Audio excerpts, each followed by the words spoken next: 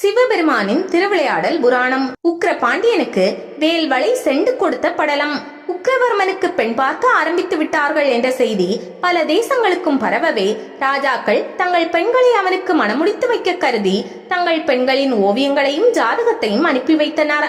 மலை போல் குவிந்து கிடந்த ஓவியங்களை அமைச்சர்கள் பரிசீலித்துக் கொண்டிருக்க சுந்தரேஸ்வர பெருமாள் மணவூர் என்னும் பகுதியை ஆண்ட சோமசேகரனின் கனவில் பார்வதி தேவியுடன் ரிஷப வாகனத்தில் எழுந்தருளினார்.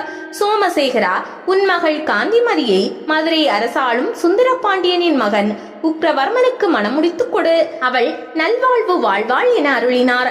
ஏற்கனவே தன் மகளின் மனவாழ்வு பற்றி கவலைப்பட்டு கொண்டிருந்த மன்னனுக்கு கனவில் இறைவனே கொடுத்த இந்த செய்தி பெரும் மகிழ்ச்சியை கொடுத்தது. அவன் இந்த தகவலை மதுரையின் அமைச்சர் சுமதிக்கு தெரிவித்தார். சுமதியும் அவளது ஜாதகத்தை பரிசீலிக்க அத்தனை பொருத்தமும் பொருந்தியிருந்தது. அவளது ஓவியமே அவள் பேரழகு பெட்டகம் என்பதை அறிவித்து விட்டது. இந்த பெண் உக்கிரவர்மனுக்கு மனைவியாக தகுதியானவள் என்ற தகவலை சுந்தர பாண்டியனுக்கு அறிவித்தார் சுமதி. பெண் பார்க்க புறப்படுங்கள், சகல பணிகளும் வேகமாக நடக்கட்டும் என்று சுந்தர பாண்டியன் உத்தரவிட்டார். மதுரை மன்னரின் அமைச்சரும் உறவினர்களும் பெண் பார்க்க வந்து கொண்டிருக்கும் தகவலை காந்திமதியிடம் தெரிவித்தான் சோமசேகரன். அவளது குழி விழுந்த கன்னங்கள் சிவந்தன. ஈசனின் அவதாரமான சுந்தர பாண்டியனின் மகன் தன் மணாளனாக அமைந்தார் என்றால் அதைவிட வேறென்ன பாக்கியம் வேண்டுமென ஆனந்த கண்ணீர் வடித்தாள். இதனிடையே சோமசேகரனின் அமைச்சர்கள் சிலர் அரசரிடம், அரசே, பெண் பார்க்கும் படலத்தை பெண் வீட்டில் வைத்துக் கொள்வதுதான் மரபு. இருப்பினும் தங்கள் கனவில் பெருமானே ரிஷபாரூடராக வந்து இந்த திருமணத்தை நடத்தி வைக்கும்படி சொல்லியுள்ளதால் நாமே பெண்ணுடன் மதுரை செல்வோம். அமைச்சர் சுமதி எதிரில் வருவார். அவரை அழைத்துக் கொண்டு மதுரை சென்று உலகாளும் சோமசுந்தரரையும் தடாதகை பிராட்டியரையும் சந்தித்து பேசி முடிப்போம். அதுதான் மரியாதையாக இருக்கும் என்றார். அரசனுக்கும் இந்த யோசனை நல்லதெனப்பட்டது. உடனடியாக பயண ஏற்பாடுகள் துவங்கின. காந்திமதியையும் அழைத்துக் கொண்டு சோமசேகரன் பரிவாரங்களுடன் மதுரை கிளம்பினான். தேர்கள் வேகமாக சென்றன. அவர்கள் மணவூர் எல்லையை தாண்டி மதுரை எல்லைக்குள் நுழையவும் சுமதியும் அங்கு வந்து சேர்ந்தார்.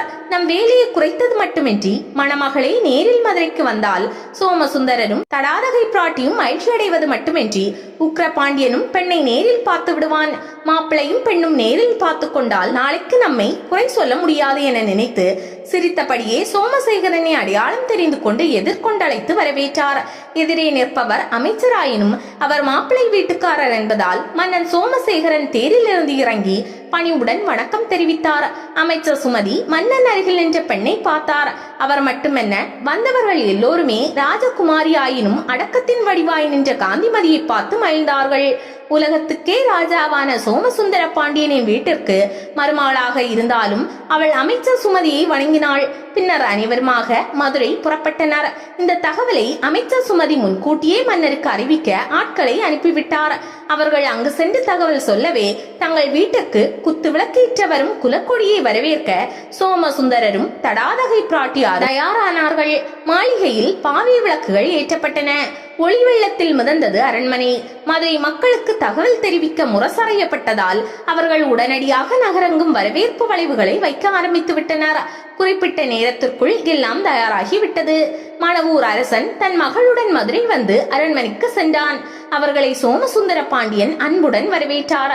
தடாதகை பிராட்டியார் தன் மகளின் அழகு தன் அழகையும் விஞ்சியது என்பதை புரிந்து கொண்டு பெருமைப்பட்டாள்.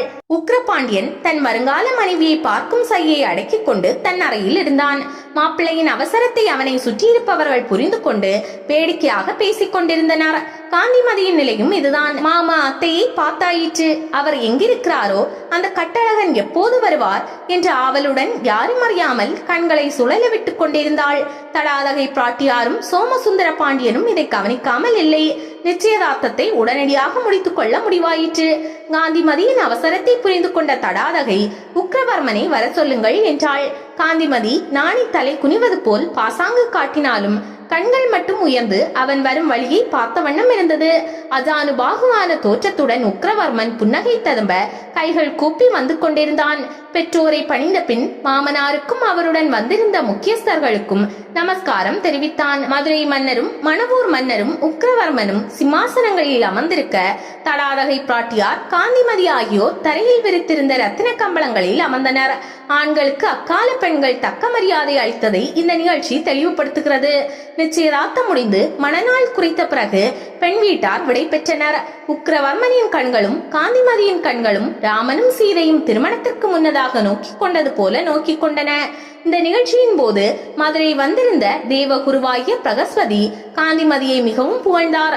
அவள் சாமுத்திரிகா லட்சணம் பொருந்தியவள் என்றும் அவளுக்கு வாய்க்கும் கணவன் நீண்ட காலம் புகழுடன் வாழ்வான் என்றும் சொன்னார். இதனால் அனைவரது மகிழ்ச்சியும் இரட்டிப்பாயிற்று. நிச்சயதார்த்தத்துக்கு பிறகு திருமண நாள் வரை உள்ள நாட்கள் இருக்கிறதே, அது கழிவதற்கு மிகுந்த சிரமமாய் இருப்பது போன்ற தோற்றம் எல்லா மணமக்களுக்குமே இருக்கும். உக்கிரவர்மன் காந்திமதியும் விதிவிலக்கல்ல. ஒவ்வொரு நாளும் ஒரு யுகம் போல் கழிய மணநாளுக்காக அவர்கள் காத்திருந்தனர். அவர்கள் எதிர்பார்த்த அந்த திருநாளும் வந்தது. பிரம்மன் உள்ளிட்ட தேவர்கள் அனைவரும் திருமணத்திற்கு வந்திருந்தனர். அவர்கள் ஹோமகுண்டத்தின் முன் அமர்ந்து மந்திரங்களை சொல்லிக் கொண்டிருந்தனர். மணமக்கள் சர்வ அலங்காரத்துடனும் மணப்பந்தலுக்கு வந்தனர். உக்கிரவர்மன் தன் மணியாட்டிக்கு மங்கள நாள் பூட்ட தடாதகை பிராட்டிக்கு கண்கள் பனித்தது. பெண்ணை பெற்ற சோமசேகரனுக்கும் இதே நிலை. தாலி கட்டும் வேளையில் பெற்றவர்களின் உணர்ச்சி வெள்ளம் அவர்களை பெற்ற நாளை விட பெருக்கெடுக்கும் என்பதில் சந்தேகம் என்ன? உக்கிரவர்மன் காந்திமதி திருமணம் இனிதாக நிறைவேறி வந்தவர்கள் அவரவர் இருப்பிடம் திரும்பினர். சிவபெருமானாகிய சோமசுந்தர பாண்டியனும் பராசக்தி ஆகிய தடாதகை பிராட்டியும் தாங்கள் பூமிக்கு வந்த பணி முடிந்ததால் தங்கள் உலகம் திரும்ப முடிவெடுத்தனர். இதை தங்கள் புத்திரனிடம் தெரிவித்து, உக்கிரவர்மா, இனி நீயே மதுரையின் அரசன், உனக்கு பட்டம் சூட்டிவிட்டு நாங்கள் சிவலோகம் திரும்ப போகிறோம் என்றனர். பெற்றவர்களை பிரிவது எவ்வளவு கடினமான விஷயம். காந்திமதியும் வருத்தப்பட்டாள். அமைச்சர் சுமதி உள்ளிட்டவர்களும் மதுரை மக்களும் இந்த செய்தி அறிந்து வேதனைப்பட்டனர். அவர்களை தேற்றிய தடாதகை பிராட்டியார், என் அன்பு மக்களே, மீன்கள் தங்கள் கண்களை இமைக்காமல் தங்கள் குஞ்சுகளை எப்படி பாதுகாக்கின்றதோ அதுபோல் நான் என்றும் உங்களை காப்பேன். சோமசுந்தரரும் சொக்கநாதராக இங்கே எழுந்தருளி உங்களுக்கு தெரியாமலேயே ஆட்சி நடத்துவார். நாங்கள் இங்குள்ள கோவிலிலேயே ஐக்கியமாவோம் என்று ஆறுதல் வார்த்தைகள் சொன்னாள். மக்களும் மற்றவர்களும் ஒருவாறாக மனதை தேற்றிக் கொண்டனர். ஒரு இனிய நாளில் உக்கிரவர்மனுக்கு பட்டாபிஷேகம் மிக சிறப்பாக நடந்தது. அப்போது சோமசுந்தரர் தன் மகனிடம், உக்கிரவர்மா, இதோ நான் தரும் வேல், வளை, செண்டு ஆகியவற்றை பெற்றுக்கொள். மதுரை நகரை கடல் ஆட்கொள்ளும் சமயம் வரும். அப்போது மக்களை காப்பாற்ற இந்த வேலை கடல் மீது எறிந்தால் அது உள்வாங்கிவிடும். இந்திரன் உன் மீது கொண்ட பொறாமையால் உனக்கு இடைஞ்சல் செய்வான். அப்போது இந்த வலையை அவனது மகுடத்தின் மீது வீசி அவனை அடக்கு. இதோ இந்த செண்டால் மேருமலையை அடித்து நொறுக்கு. ஒரு சமயத்தில் அது அகங்காரம் கொண்டு மக்களுக்கு இடைஞ்சல் செய்யும். அப்போது இது பயன்படும் என்று சொன்னார். அவற்றை பயபக்தியுடன் உக்கிரவர்மன் பெற்றுக்கொண்டான். பட்டாபிஷேகம் முடிந்ததும் உக்கிரவர்மனை உக்கிரபாண்டியன் என்று மக்கள் அழைக்கலாயினர். பின்னர் சோமசுந்தர பாண்டியனும் தடாதகை பிராட்டியாரும் கோயிலுக்குள் சென்று மறைந்தனர். அவர்கள் சொக்கநாதர் என்றும் மீனாட்சி அம்மன் என்றும் போற்றப்பட்டனர். சொக்கநாதர் லிங்க வடிவில் எழுந்தருளினார்.